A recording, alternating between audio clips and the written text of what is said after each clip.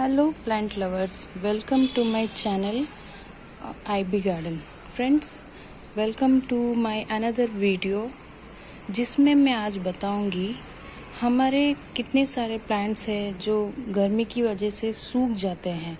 तो कितने रीजंस रहते हैं वो क्यों सूखते हैं। कभी तो उन पर ज़्यादा धूप पड़ती है, कभी प्रॉपर हम पानी नहीं दे पाते हैं, या कोई बराबर का फर्टिलाइज़र ना देने की वजह से, या फिर ओवर वाटरिंग भी हो सकती है। इतने कई सारे रीज़न रहती है और उनमें से एक रीज़न ये भी रहता है कि सॉइल का कॉम्पैक्ट नहीं होना। यानी कि हम अगर कोई भी मिट्टी को हम टच करें, अगर हमारी उंगली बराबर से अंदर जा रही है, फ्रीली जा रही है, तो वो मिट्टी कॉम्पैक्ट है। और अगर हम अपनी उंगली या कोई भी स्टिक को इंसर्ट करके देखिए तो अगर वो अंदर नहीं जा रही, इसका मतलब ये है कि वो सॉइल बहुत टाइट है, कॉम्पैक्ट नहीं है। अगर ऐसा सॉइल रहता है, ऐसी मिट्टी रहती है, तो जब हम एक स्टिक या फिर अपनी उंगली को इंसर्ट नहीं कर पा रहे हैं तो सोचिए रूट्स की डेवलपमेंट कैसी होगी।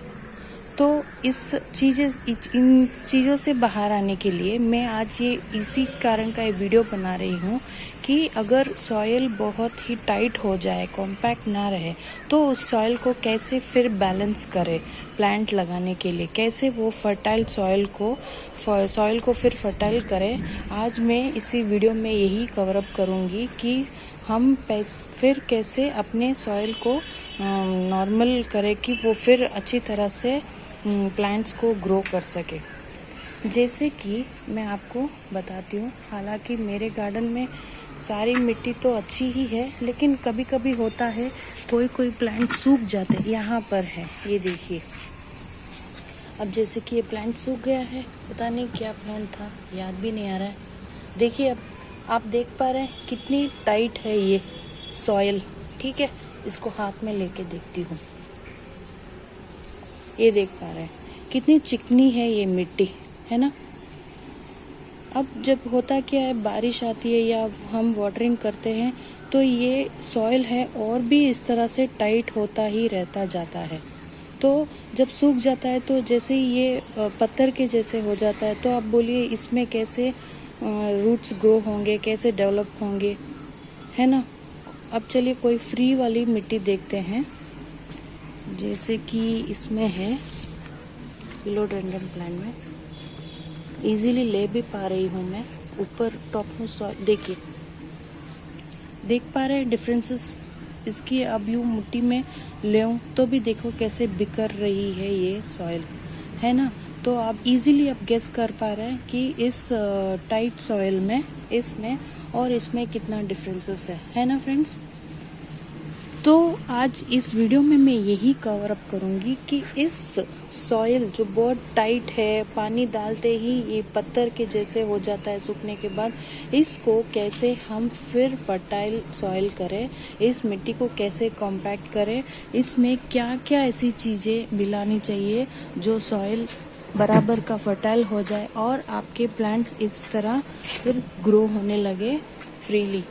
और भी कोई गमले से मैं मिट्टी दिखाना चाहती हूँ आपको। ये देखिए, ये देखिए कितनी फ्री है ये सॉइल, है ना। फिर भी ये यूँ बिखर रहा है, राइट। तो बस इस वीडियो में यही मैं कवर अप करना चाहती हूँ।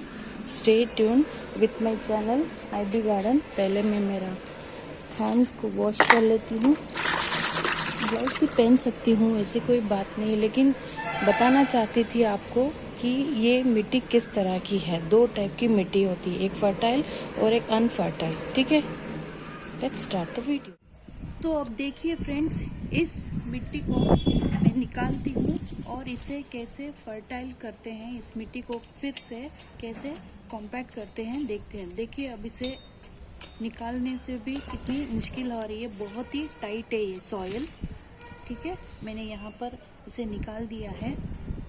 फिर रिसेंटली मैंने एक वीडियो बनाया था जो मैंने मीशो से ये कोकोपीट का ब्लॉक मंगवाया, उसे कैसे रिलीज़ किया, फिर उसे सुखाकर मैं इस तरह स्टोर करके रखती हूँ। अब इस सॉइल को इसके अंदर मिला चुकी हूँ। हालांकि यहाँ पर कोकोपीट की जो क्वांटिटी ये ज़्यादा है और सॉइल की क्वांटिटी कम है मेरे पास, और ढेर सारा सॉइल है जो मैं इस बैग में मैंने स्टोर करके रखा है।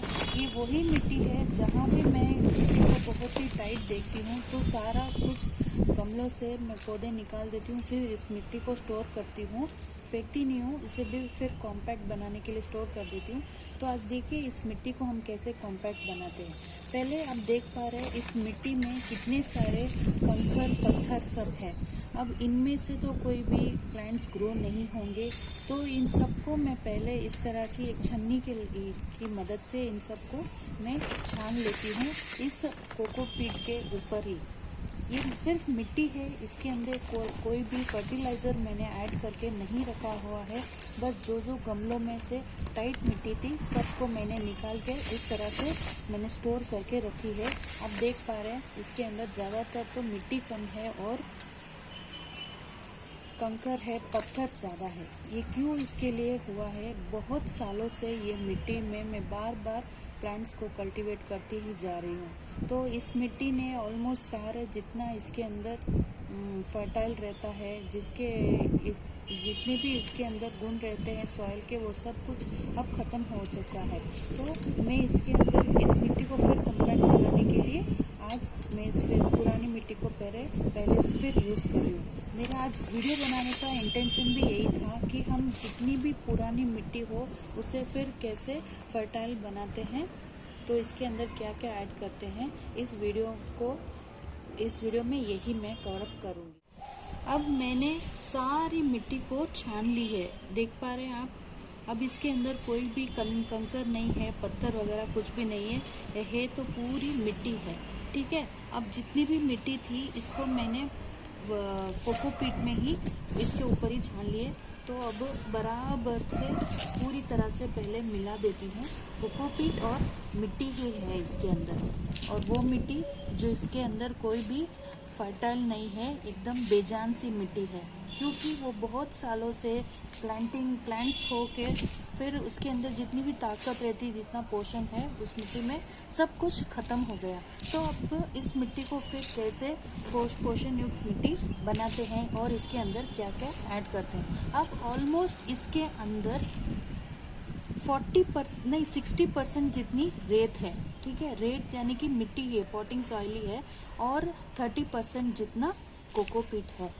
जो मैंने एक कोकोपीट का ब्लॉक मीशो से मंगवाया है, लगभग 1 किलो का था, और वो भिगोने के बाद, सूखने के बाद वो एक्सटेंड होकर लगभग 3 केजी का हो गया। तो इतनी इसके अंदर कोकोपीट की पोषण है। चलिए अब देखते हैं इसके अंदर और क्या क्या मिलाते हैं, सो दैट ये मिट्टी एकदम बराबर की कॉम्पैक्ट हो जाए। मैं ये वर्मी कंपोस्ट मीशो से मंगवाई थी। एक कंपनी का नाम है ग्रीन बास्केट। मीशो से बहुत अच्छी चीज़ें मिलती हैं, एक ट्रस्टवर्दी ऐप है, आप ला सकते हैं।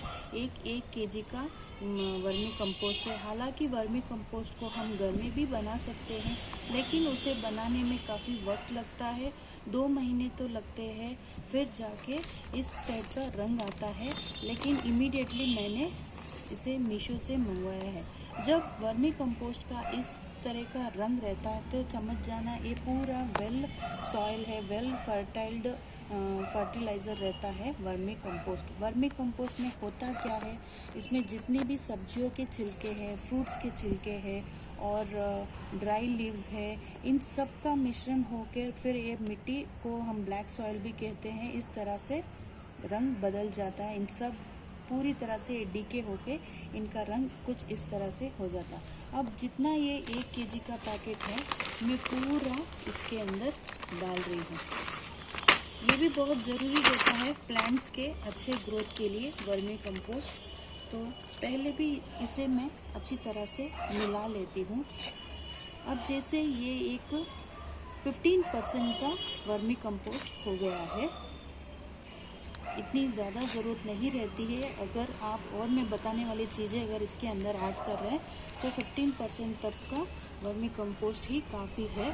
कोकोपीट हम इसलिए डालते हैं बिकॉज मिट्टी में मॉइस्ट बने रहे इसीलिए, और स्पेस रहने के लिए हम कोकोपीट भी मिलाते हैं।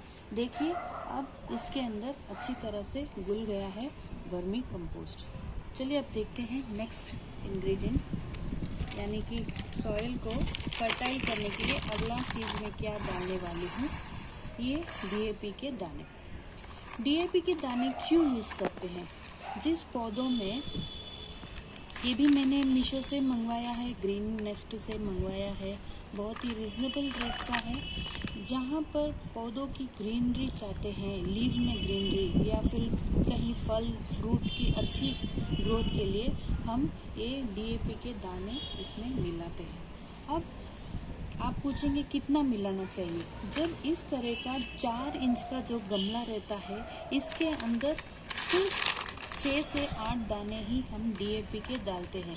लेकिन अब यहाँ पर मैं एक बड़ा सॉल्यूशन बना रही हूँ, इस मिट्टी को बड़ी मात्रा में मैं ऐड कर रही हूँ, तो मैं डीएपी के दाने कुछ 20 से 25 ग्राम तक के इसके अंदर मिला रही हूँ। आप देख पा रहे हैं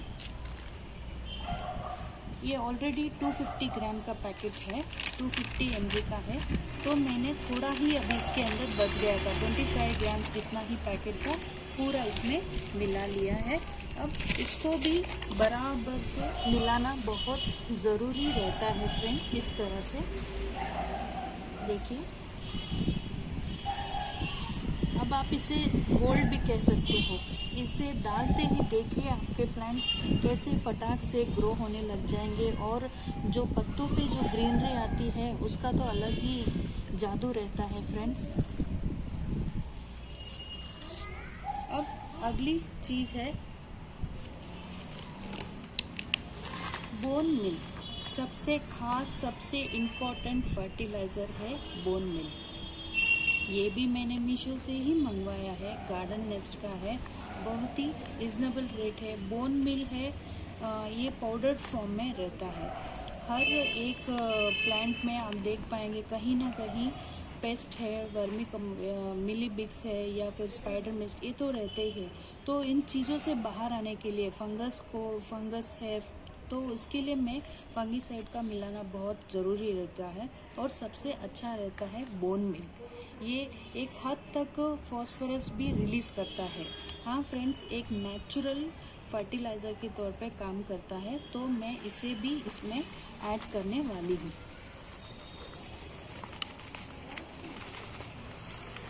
ऑलमोस्ट मैंने 200 ग्राम्स तक का मैंने इसके अंदर बोन मिल मिलाया है। बहुत ही इम्पोर्टेंट फर्टिलाइज़र रहता है ये बोन मिल।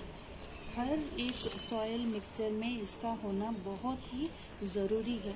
ये रूट्स को बहुत तेज़ी से बूस्ट करता है, इसमें कोई भी फंगस आने से ये बोन मिल उसको बचाता है, और स्लो रिलीजिंग फर्टिलाइज़र है ये बोन मिल, और ऑर्गेनिक भी होता है बोन मिल। अब फाइनली जो सबसे लास्ट वाला है गार्डन नेस्ट का एप्सम सॉल्ट। ये एनरिच विथ सॉइल नेचुरल रहता है, ये भी एक केमिकल फर्टिलाइज़र है, इसका भी डालना बहुत ज़रूरी रहता है। जो ऊपरी भाग, जो ऊपर की सॉइल में जो छोटे छोटे जो पेस्ट नज़र आता है, तो उनसे सब ओवरकम करने के लिए बस एक 3 to 4 ग्राम मैं इसके अंदर एप्सम सॉल्ट मिला रही हूँ। बस अब आपकी ये मिट्टी रेडी है। आप कोई भी चाहे तो इंडोर आउटडोर के कोई भी प्लांट आप इस सॉइल के मिक्सचर में आप लगा सकते हैं। फिर आप देखिए प्लांट्स की बूस्टिंग कितने फटाक से प्लांट्स ग्रो होने लग जाएंगे, और उन पत्तियों पे चमक ही अलग रहती है, रूट जल्दी बाउंस हो जाएंगे। जो फ्लावरिंग के प्लांट्स है तो जल्दी फ्लावरिंग होंगे, और जो कोई फ्रूटिंग के प्लांट है या फिर वेजिटेबल्स के प्लांट है वो भी बहुत जल्दी से फ्रूट देने लग जाएंगे। आज ये एकदम परफेक्ट वाला मिक्सचर है सॉइल का, पॉटिंग सॉइल का। इस तरह आप कोई भी पुरानी मिट्टी को वेल फर्टिलाइज्ड कर सकते हो कुछ इन चीज़ों को ऐड करके। तो फ्रेंड्स, देखा आपने किस तरह मैंने पुरानी मिट्टी को अप्रोप्रिएट सारी चीज़ों को डालकर मैंने इसे बैलेंस करके फिर इनमें कैसे नया पौधा लगाते हैं, इस तरह इस वीडियो में मैं पूरी कवरअप कर चुकी हूँ, इन्फॉर्मेशन दे चुकी हूँ। अगर आपको मेरा वीडियो अच्छा लगे तो please subscribe my channel IB garden and stay with me and be happy and healthy. Bye.